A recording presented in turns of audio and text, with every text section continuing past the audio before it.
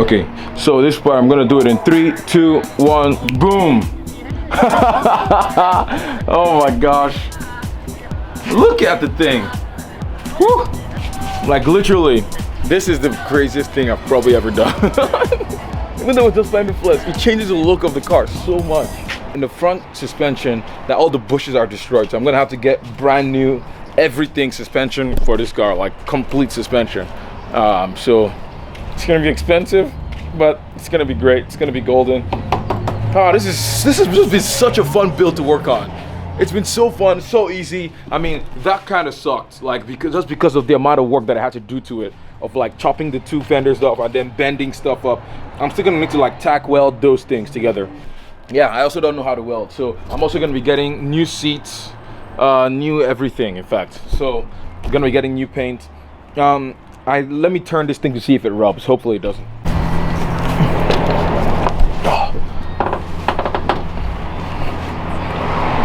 Okay, I'm gonna go take a look. Oh my god, that's close. That hasn't even turned completely, but I'm 100% sure it's gonna rub.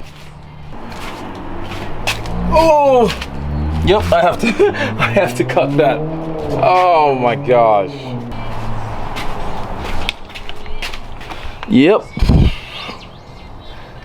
more choppage has to happen from probably like around here down and there down. So I just moved it backwards and ta-da, look at how, oh my god, look at what it looks like from the front. Look at it. I need my fender flares. I am set for life. Oh, look at that. I mean, it's too high off the ground. I'm gonna lower it, but still. Now, the only problem, again, is the face. I'm probably not gonna stay with the front bumper because without the front bumper, I think it looks amazing. But I'm gonna have to get the front air dam and then find a grill to kind of cover up that massive hole because no one makes grills for this car. So I'm gonna have to go to the junkyard or something to figure it out. But oh, it looks good.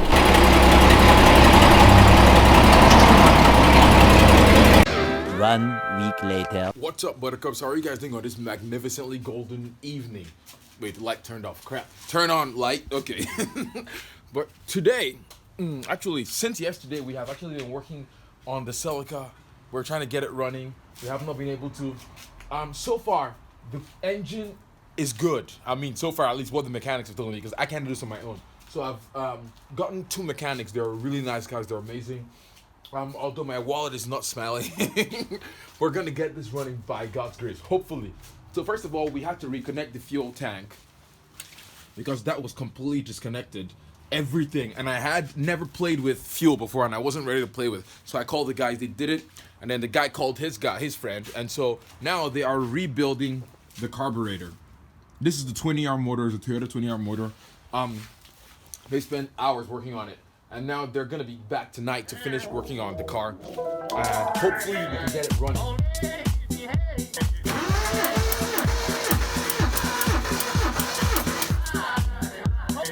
Okay, 2 more to go.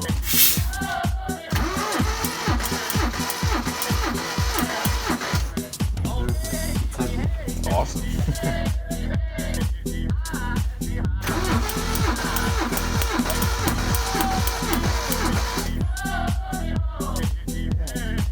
Good. Another issue we also found was that there's no power going into the car. Like whenever you start, I think there might be some wires that might have been disconnected, but there's no power going into the car. But you could start the engine from underneath it, if that makes sense. So that's also another issue that hopefully we can resolve. But they tried to start it and the engine seems to have good compression. So I'm gonna, what I want to try to do now is to change the oil. Do easy things while they're getting it, and I've learned so much and I'm so excited to continue. But for now I need to change the oil of the car. Yeah, change oil, air filter, I don't know what else, but I'm excited. I cannot wait. The Datsun is chilling over there. I'm going to be creating some fender flares for the Datsun, or watch for the next video. But I'm going to be actually creating fender flares for it because the fender flares don't exist for it, just because it is so wide. It sticks out over 6 inches from the bodywork, and there's no fender flares that are that wide. And so I want to weld on Fender, my own custom-made Fender flares, front and rear. And so I got a welder, and so I'm so excited to start on this venture of, yeah. And my coilovers are also in for the Datsun too, so I'm very excited to get those working. But in those, I have to also do a lot of cutting and pretty much slam the car, cut the old fenders, not cut the old shocks, and use it to weld to the new shocks, because I got S13 coilovers for this guy. So I'm gonna lower it in the videos, or some videos in the future. So hopefully, but the Datsun runs now, or it's been running since I got it. But the Datsun is running the Celica. Hopefully get it running. But for now, oil change. Let's do it. And it's pretty cool too. Both of the front of the cars open kind of like that, so it's cool. You guys might be asking, why didn't I get Weber carburetors for this? The reason I didn't get them was because I wanted to pass emissions. I mean, I'm living in LA and California has the worst emission laws, especially in 1977, and this is a 1977 Toyota Celica. If I got like maybe the 1972, I wouldn't have to pay for emissions, or I wouldn't even have to do any emissions testing.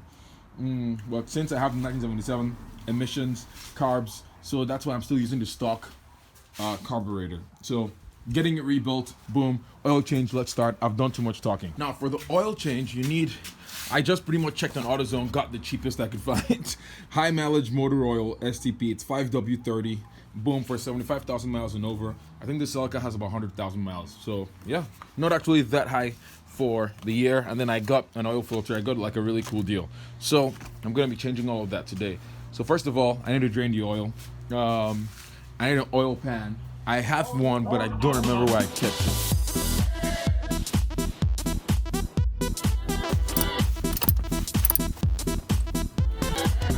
That is so nasty. Look at that. It's almost as black as me. Actually, that's a little bit blacker than me. Oh my gosh. Ugh. It's dying down. It feels so good just laying on the floor right now. I just want to sleep here. While the oil filter is getting done, I'm just gonna we have the oil, the draining. The fuel filter is literally right there. Like, who puts an oil filter under the freaking... Oh my gosh. It's kind of hard to get to, hard to turn, but I got it, of course. Come on, come on. Yes. There you are. You beautiful piece of gold. And it's STP. How old is this thing? And now it's time to change the oil. So, hopefully that's the right hole. And I didn't get it wrong, because that would suck. Sounds so amazing. It's making me hungry.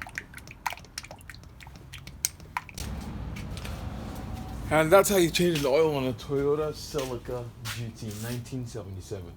Wow, it was actually not difficult at all. So easy. I mean, apart from getting the oil filter that was like really deep in there, but everything else was easy peasy, goldy smoldy. Later that same evening. Actually running. Oh my god.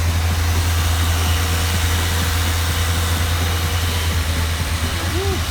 So much fumes.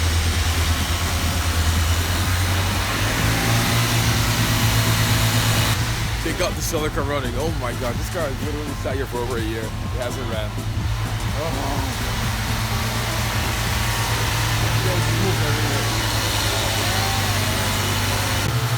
They fixed the fuel issue. They changed the spark plug. They tested for compression. They fixed the carburetor, and it runs. Oh my god, that's a lot of smoke. And they said the engine runs strong. Like, oh my god, I am so pumped. So all my cars literally are running now. Oh, this is awesome.